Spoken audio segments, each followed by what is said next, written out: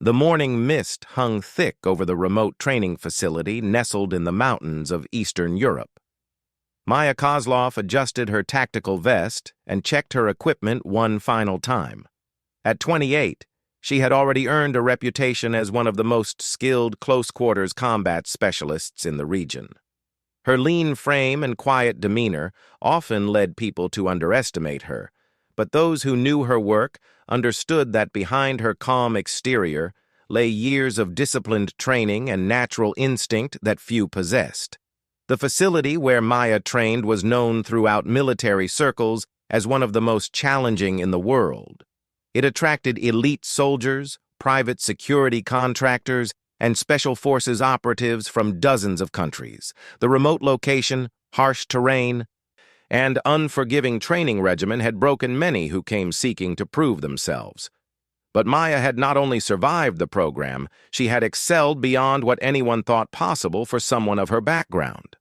Maya's journey to this place had begun in a small village outside Prague. Her father had been a military instructor, and her mother worked as a translator for international organizations. From an early age, Maya showed an unusual combination of physical coordination and mental focus. While other children played typical games, she found herself drawn to martial arts, gymnastics, and later, more tactical disciplines. When she was 16, a tragic incident changed everything. Armed criminals had attacked her family's home during a robbery gone wrong. Maya's parents were killed, and she herself barely escaped by using improvised weapons and the environment around her to evade the attackers until help arrived.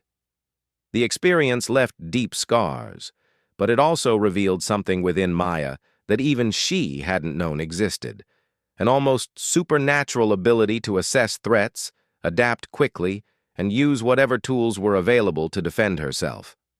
After the tragedy, Maya was taken in by her uncle Victor, a former Special Forces operator who recognized the unusual potential in his niece. Rather than trying to shelter her from the realities of violence, Victor understood that Maya needed to channel her abilities constructively. He arranged for her to receive training from some of the best instructors he knew, people who could help her develop her natural gifts while teaching her discipline and control. The years that followed were intensive. Maya studied multiple martial arts disciplines, learned weapons handling, and developed expertise in tactical situations. But more importantly, she learned to trust her instincts and think creatively under pressure.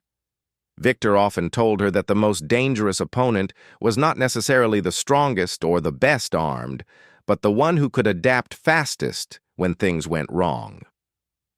By the time Maya arrived at the mountain facility, she had already completed advanced training programs in 3 different countries. Her instructors consistently noted her ability to improvise solutions to complex tactical problems. She seemed to have an intuitive understanding of how to use her environment, her opponent's expectations, and even their own strength against them.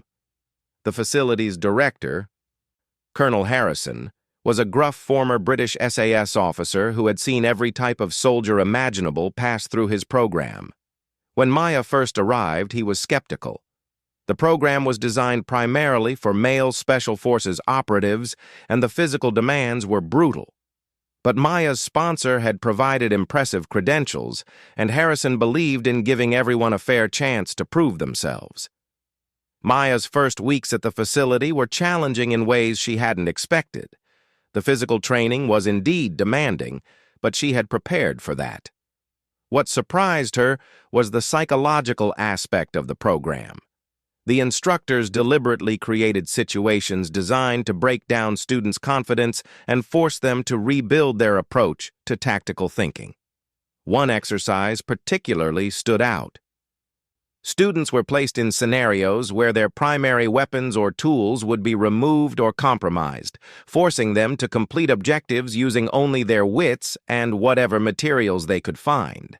Maya excelled at these challenges in ways that impressed even the most experienced instructors.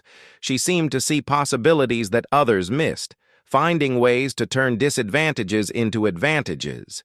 During one memorable exercise, Maya was tasked with neutralizing multiple opponents while blindfolded and with her hands tied. While other students struggled or failed completely, Maya used sound, movement patterns, and environmental features to not only complete the objective, but do so faster than most students could manage under normal conditions. Her approach was so unconventional that the instructors initially thought she had somehow cheated, but review of the recorded session showed that she had simply developed a completely different way of analyzing and responding to tactical situations. As weeks turned into months, Maya's reputation at the facility grew. Other students began watching her techniques, trying to understand how she consistently outperformed expectations. But what they saw was only the surface.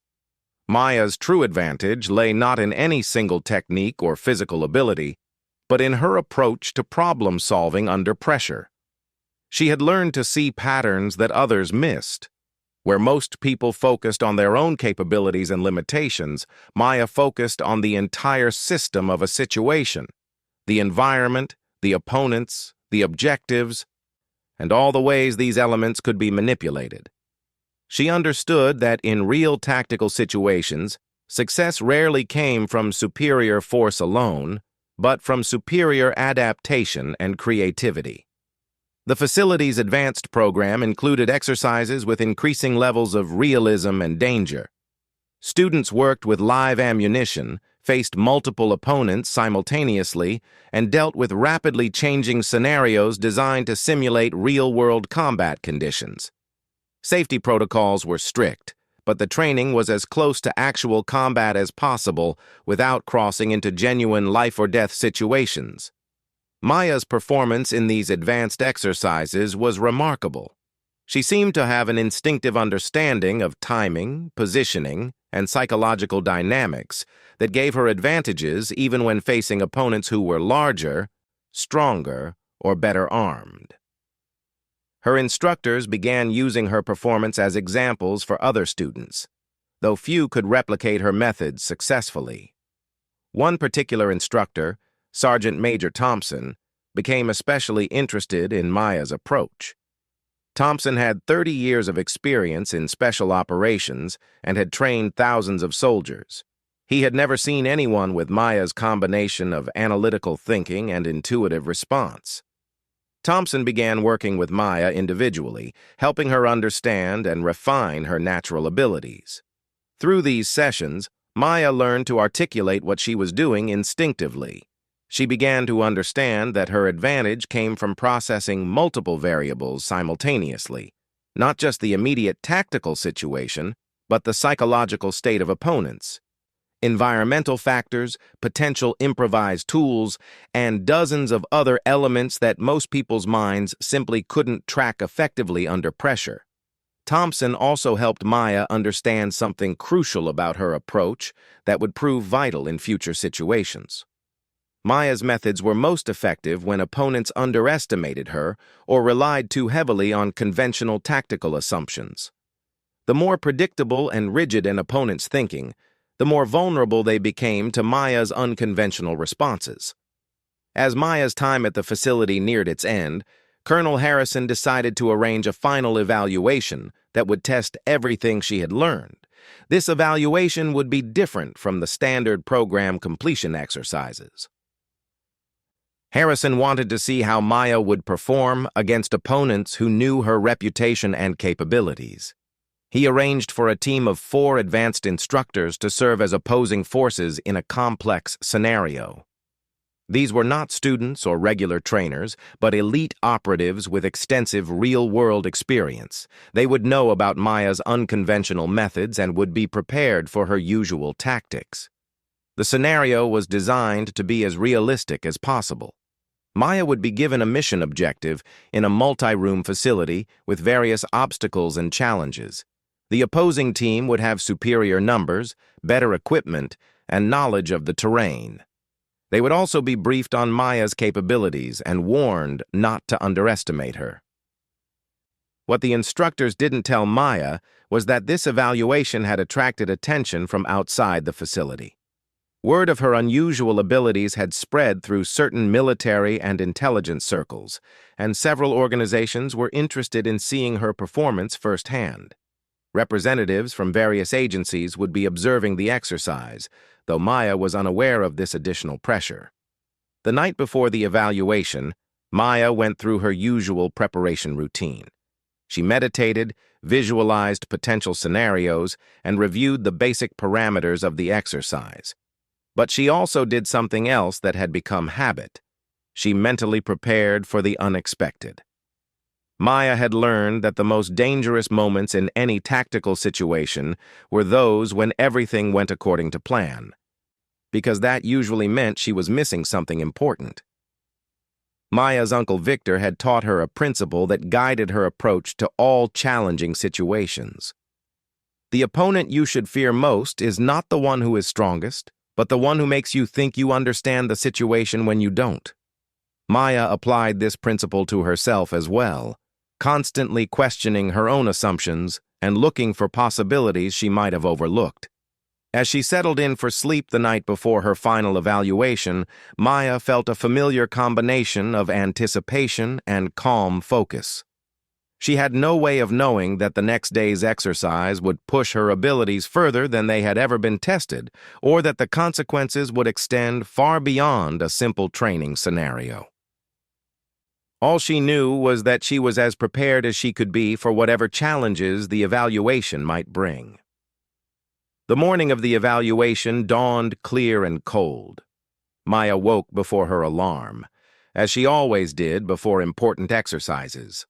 She went through her physical warm-up routine, ate a light breakfast, and checked her equipment. The evaluation was scheduled to begin at exactly 0800 hours. At 07:45, Maya reported to the briefing room where Colonel Harrison and several other officials were waiting. Harrison explained that the exercise would take place in the facility's advanced training complex, a multi-story building designed to simulate urban combat environments. Maya's objective was to retrieve a specific item from a secured location and extract to a designated safe point within 30 minutes. The opposing force would consist of 4 experienced operatives who would attempt to prevent her from completing the mission. They would be armed with standard training weapons and equipment, and they had been given extensive briefings on Maya's capabilities and methods. The exercise would be monitored by multiple cameras, and scoring would be based on objective completion, time, and tactical effectiveness. What Harrison didn't mention was the additional pressure Maya would be facing. In the observation room, representatives from 3 different intelligence agencies were preparing to watch the exercise. Maya's performance could determine not just her graduation from the program, but potentially her entire future career path. At exactly 800 hours, Maya entered the training complex through the designated entry point. She carried standard equipment, a training rifle, sidearm, tactical gear, and basic tools. She had 30 minutes to complete an objective against 4 opponents who knew she was coming and had every advantage except one. They still didn't truly understand how Maya's mind worked under pressure. The exercise was about to begin, and none of the observers could have predicted what would happen in the next 79 seconds. Maya stepped through the entrance of the training complex with her usual measured pace. The building's interior was designed to replicate urban combat environments, with multiple levels, narrow corridors, various rooms, and plenty of obstacles that could serve as cover or concealment. Emergency lighting cast long shadows throughout the space, creating an atmosphere of controlled tension. She moved forward carefully, all her senses alert. The objective was located on the 3rd floor, but Maya knew that reaching it would require navigating through territory controlled by 4 highly trained opponents. These weren't ordinary instructors. Colonel Harrison had selected Marcus Webb, Elena Vasquez, Johan Larson, and David Park, all former Special Operations personnel with extensive combat experience. Webb was a former Navy SEAL with expertise in close-quarters battle and urban warfare.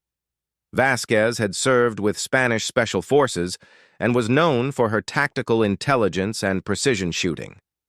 Larson came from Norwegian Special Forces and brought expertise in Arctic and mountain warfare.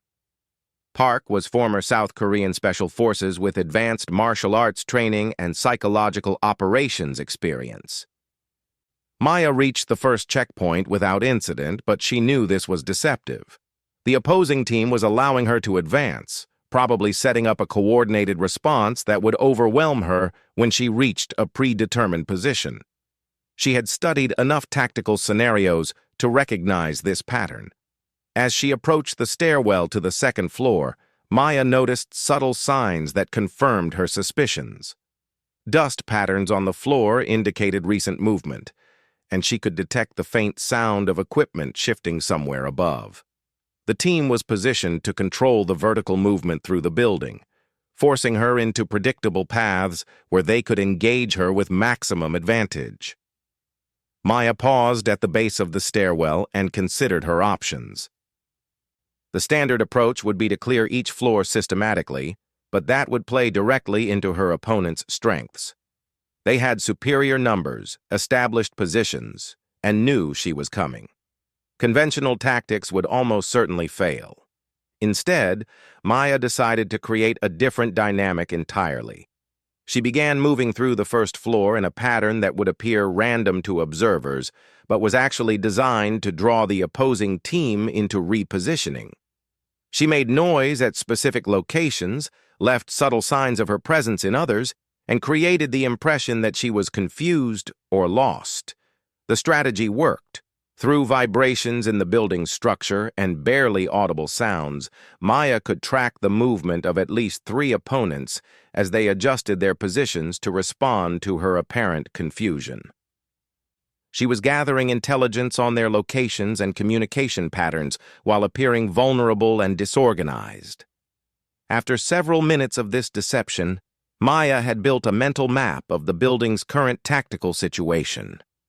Webb appeared to be controlling the main stairwell, Vasquez was positioned to cover the eastern approach to the 3rd floor, and Larson had taken an overwatch position that would give him sight lines on multiple approaches. Park's location was less certain, but Maya suspected he was being held in reserve to respond to unexpected developments. Maya then executed a move that surprised everyone watching. Instead of attempting to reach the 2nd floor through any obvious route, she accessed a maintenance shaft that connected to the building's ventilation system. This wasn't part of the standard exercise parameters, but it wasn't explicitly forbidden either. The maintenance area was cramped and difficult to navigate, but Maya's smaller frame and gymnastic background gave her advantages that larger opponents wouldn't have. More importantly, the move forced the opposing team to recalculate their entire tactical plan. They had positioned themselves based on predictable movement patterns, and Maya had just demonstrated that she wasn't going to follow those patterns. Webb's voice could be heard giving quiet instructions to his team members, adjusting their positions to account for Maya's unexpected approach. But Maya was already moving again, using the building's structure in ways the exercise designers hadn't anticipated. She emerged from the maintenance area on the 2nd floor in a location that wasn't covered by any of the established overwatch positions. This gave her a brief window to advance toward the 3rd floor objective, but Maya knew the window wouldn't last long.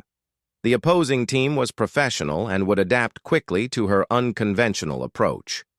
Maya reached the 2nd floor stairwell and began her ascent toward the 3rd floor.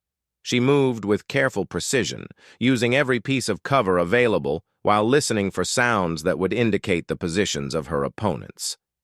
The building seemed almost unnaturally quiet, which Maya recognized as a sign that the opposing team was preparing for a coordinated response.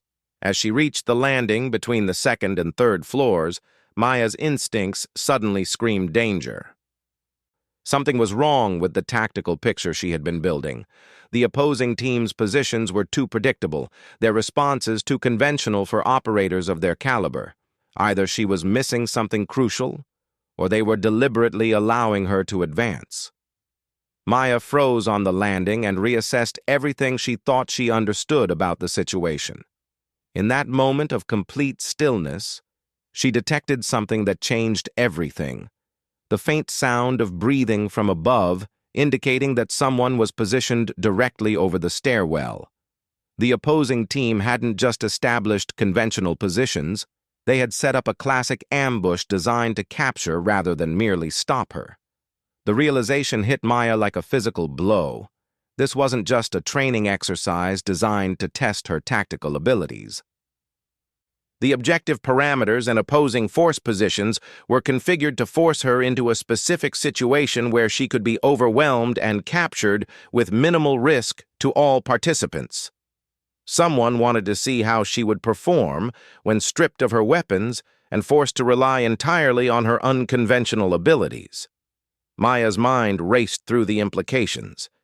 If the exercise was designed to disarm her, then her opponents would be prepared for her usual methods. They would expect her to try to use improvised weapons, environmental advantages, and psychological tactics.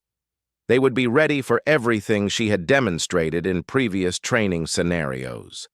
But there was one thing they might not be prepared for: the possibility that Maya had been holding back during her previous demonstrations. Throughout her time at the facility, Maya had been careful not to reveal the full extent of her capabilities. Some instinct had warned her that showing everything she could do might not be wise. Maya continued up the stairs, but now she was operating under a completely different set of assumptions. The opposing team wasn't just trying to stop her from reaching the objective. They were trying to create a specific situation where her weapons would be removed, and she would be forced to demonstrate her hand-to-hand combat abilities against multiple trained opponents. As Maya reached the third floor, her suspicions were confirmed. The layout and positioning made it impossible for her to reach the objective without passing through a bottleneck where the opposing team could coordinate their response. They had turned the entire third floor into a controlled environment designed to test her abilities under the most challenging possible circumstances. Maya approached the bottleneck with her weapon ready, but she was already mentally preparing for what would happen when it was taken away. She had trained for exactly this type of situation, but never against opponents who knew her capabilities and were specifically prepared to counter them. The ambush came exactly as Maya expected. Webb and Park emerged from concealed positions on either side of the corridor, while Vasquez and Larson provided cover and support from tactical positions that controlled all apparent escape routes. The coordination was flawless, and within seconds, Maya found herself surrounded by 4 highly trained operators with weapons trained on her. "Drop your weapon," Webb commanded, his voice calm and professional. "This exercise is over." Maya complied, placing her rifle on the ground and stepping away from it. But even as she did so, she was analyzing the tactical situation with an intensity that would have surprised her opponents if they could have seen inside her mind. Every detail of their positions, their equipment, their body language, and their apparent assumptions about the situation was being processed and evaluated. "Step away from the weapon and put your hands where we can see them," Vasquez instructed, maintaining her sight picture while communicating with her team members. Maya raised her hands, but she wasn't surrendering. She was buying time to complete her analysis of the situation and identify the opportunities that her opponents didn't realize they were giving her. The opposing team was professional and well-coordinated, but they were operating under assumptions about Maya's capabilities that were about to prove dangerously incomplete. The 4 operators began to converge on Maya's position, maintaining their tactical formation while preparing to secure her as a prisoner. Their movements were textbook perfect, demonstrating years of training and experience in exactly this type of situation. But they were also predictable in ways that Maya could exploit. In the observation room, the intelligence agency representatives leaned forward in their chairs. This was the moment they had been waiting to see. They knew about Maya's reputation for unconventional tactics, but facing 4 elite operators while disarmed would test abilities that couldn't be taught or easily measured. Maya stood perfectly still as her opponents closed in, her hands raised and her posture seemingly submissive. But her mind was racing through calculations and possibilities at a speed that would have been impossible to track even if observers could have seen her thoughts. She was identifying pressure points, analyzing movement patterns, calculating distances and timing, and preparing to execute a response that would challenge everything her opponents thought they knew about tactical situations. The countdown had begun, though none of the participants realized it yet. In exactly 79 seconds, 4 of the most highly trained special operations veterans at the facility would be unconscious or incapacitated, and Maya would be standing over them with the mission objective in her hands. The only question was whether the observers would be able to follow the sequence of events that was about to unfold. Webb was the first to make the mistake that Maya had been waiting for. He moved slightly closer than tactical doctrine recommended, apparently confident that Maya posed no serious threat while disarmed and surrounded. It was a tiny error in judgment, but Maya's entire approach was built around exploiting exactly these types of small opportunities. Maya's response began so subtly that even the cameras monitoring the exercise almost missed it. She shifted her weight in a way that appeared to be a nervous reaction to the stress of the situation, but was actually the first movement in a sequence that had been planned and rehearsed thousands of times in her mind. The shift in weight positioned Maya's center of gravity for the explosive movement that would follow. It also gave her critical information about the floor surface, the position of obstacles around her, and the exact distances to each of her opponents. Maya was gathering final tactical data even as she appeared to be passively awaiting capture. Vasquez noticed something in Maya's posture that triggered a professional instinct. "Something's not right," she warned her teammates, but the words came a fraction of a second too late. Maya exploded into motion with a speed and precision that shocked even the experienced operators surrounding her. Her first movement targeted Webb, using his advanced position against him. Maya's left hand deflected his weapon while her right hand struck a pressure point that temporarily paralyzed his grip. Before Webb could react, Maya had control of his rifle and was already moving toward her second target. The entire sequence took less than 2 seconds, but Maya was just getting started. Park attempted to respond to Maya's initial attack, but found himself facing an opponent who seemed to be operating on a completely different timeline than everyone else in the room. Maya's movements were economical, precise, and devastatingly effective. The 79 seconds that would define Maya's reputation for the rest of her career had begun. Park's training kicked in as he watched Maya disarm Webb with impossible speed. He pivoted to bring his weapon to bear, but Maya was already inside his decision loop. She used Webb's momentarily paralyzed form as a shield while simultaneously striking Park's weapon hand with the captured rifle's stock. The impact sent Park's weapon spinning across the floor, but more importantly, it created the opening Maya needed for her next move.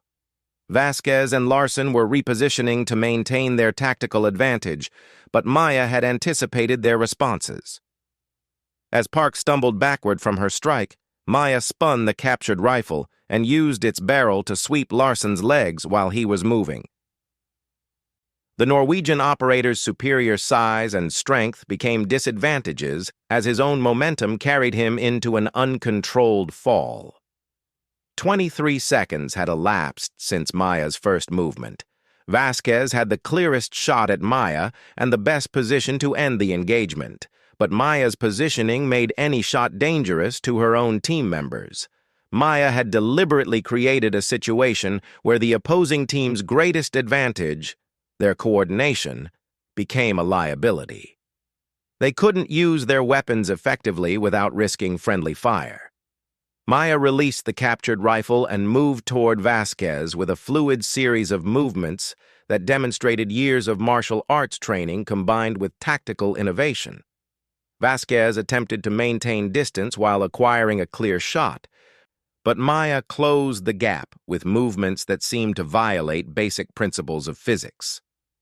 The key to Maya's approach was her understanding of human reaction time and decision-making under pressure. Each of her movements forced her opponents to process new information and make tactical decisions, but she was moving faster than their cognitive systems could handle. She was essentially overwhelming their mental processing capacity while maintaining perfect control of her own actions. Vasquez fired a training round, but Maya was no longer where the shot had been aimed. Maya's movement pattern included sudden direction changes that made her nearly impossible to track, with aimed fire at close range.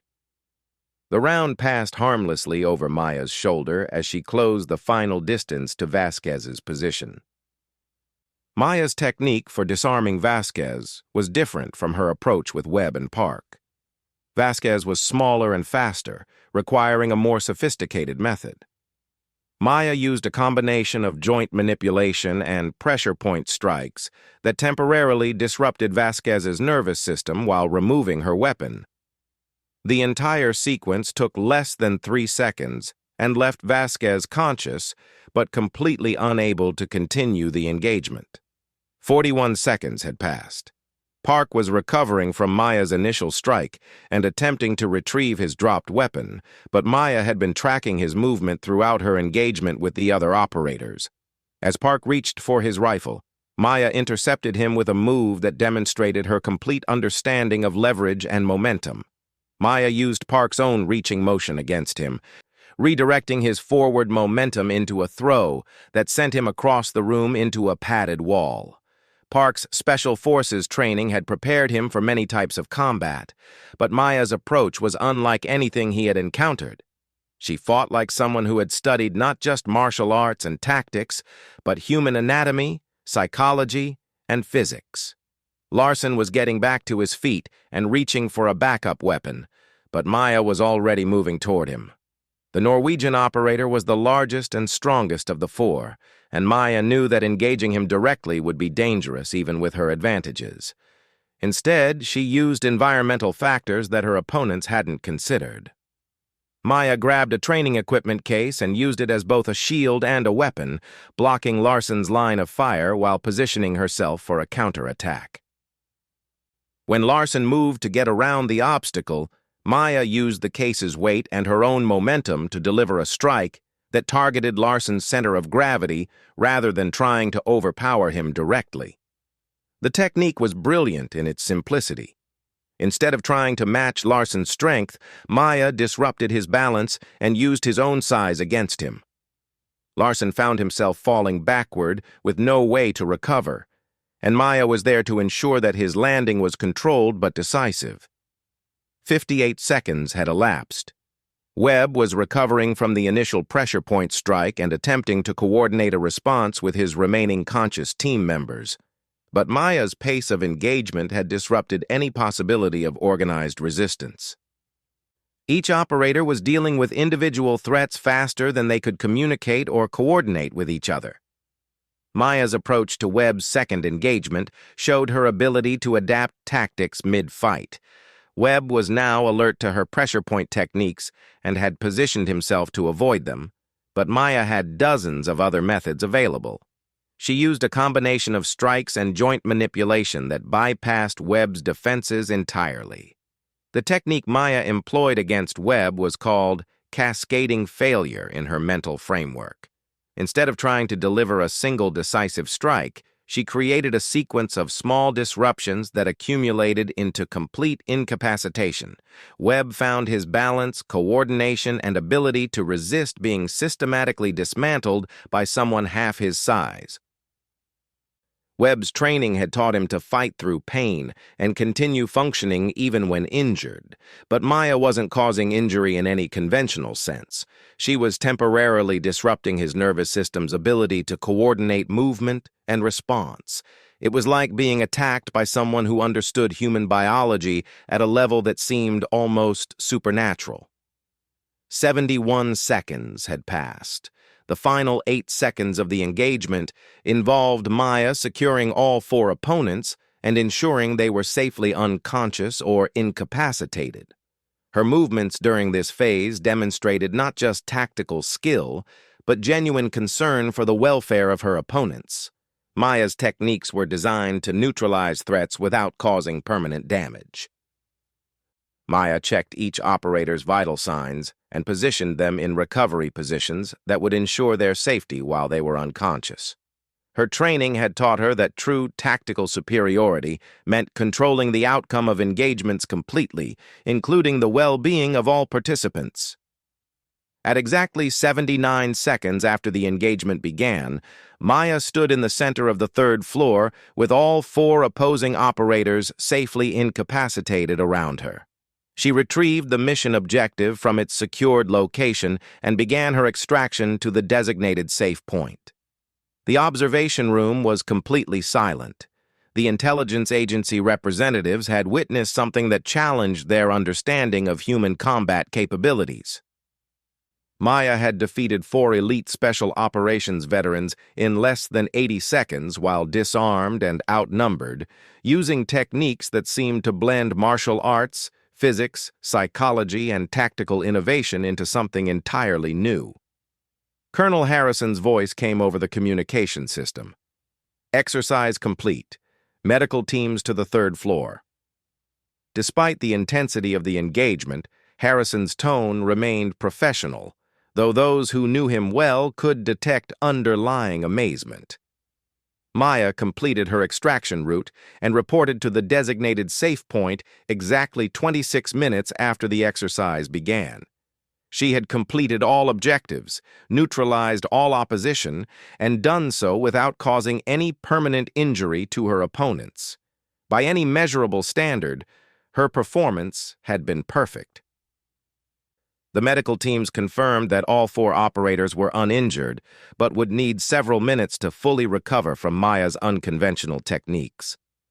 Webb was the first to regain consciousness, and his first question was whether the entire engagement had been recorded.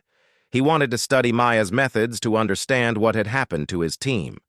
In the debriefing session that followed, Maya found herself facing questions from officials she didn't recognize. The intelligence agency representatives wanted detailed explanations of her techniques, her training background, and her availability for potential assignments. Maya answered their questions politely but carefully, sensing that her performance had attracted attention that could dramatically alter her future.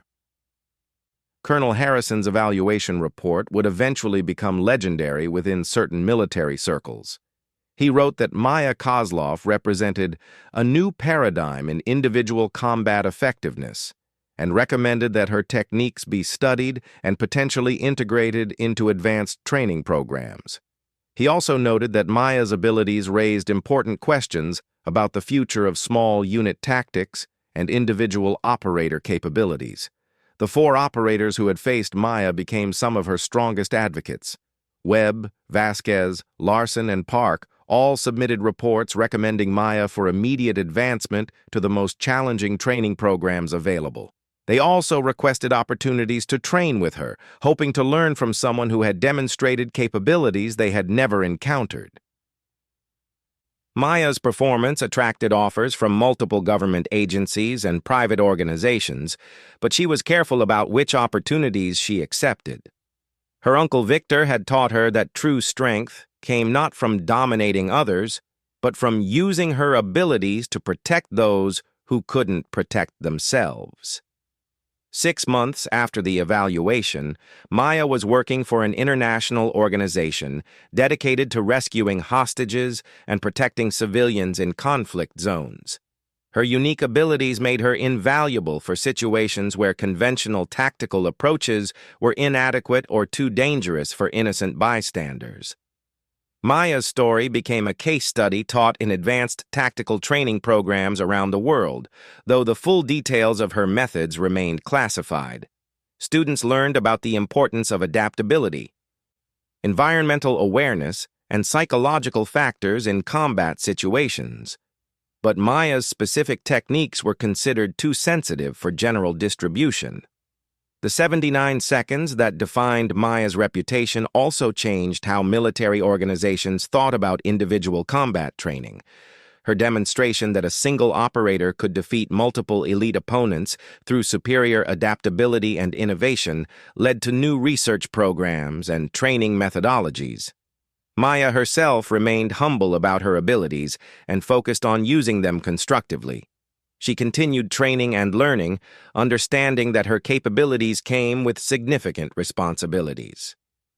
The same skills that allowed her to defeat 4 commandos in 79 seconds also made her capable of protecting innocent people in situations where conventional forces might fail. Years later, when asked about that day at the training facility, Maya would say that the most important lesson wasn't about combat techniques or tactical superiority. The real lesson was about the importance of preparation, adaptation, and maintaining ethical principles even when possessing overwhelming capabilities. The intelligence agencies that observed Maya's performance eventually created new training programs based on her methods, though none of the resulting graduates ever quite matched her combination of physical ability, tactical thinking, and ethical commitment. Maya had demonstrated not just a new way of fighting, but a new way of thinking about the relationship between individual capability and moral responsibility. Maya's legacy extended far beyond that single remarkable demonstration. She had shown that true tactical superiority came not from superior force or equipment, but from superior understanding of the complex systems that defined combat situations. Her approach influenced a generation of tactical thinkers and helped establish new paradigms for training elite operators. The facility where Maya completed her evaluation eventually established a permanent memorial to her achievement, not because of the combat techniques she demonstrated, but because of the way she had used those techniques responsibly. Maya had proven that the most dangerous weapon was not superior strength or equipment, but superior intelligence applied with ethical constraint. Maya continued her work protecting civilians and rescuing hostages for many years, becoming one of the most respected operators in the international security community. She trained selected students in her methods, always emphasizing that technical ability meant nothing without the wisdom to use it properly. The 79 seconds that made Maya famous were ultimately less important than the lifetime of service that followed. Maya had demonstrated that true strength lay not in the ability to defeat opponents, but in the wisdom to know when and how to use that ability for the protection of others. Her story became an inspiration for future generations of protectors who understood that the greatest victories were achieved not through domination, but through service.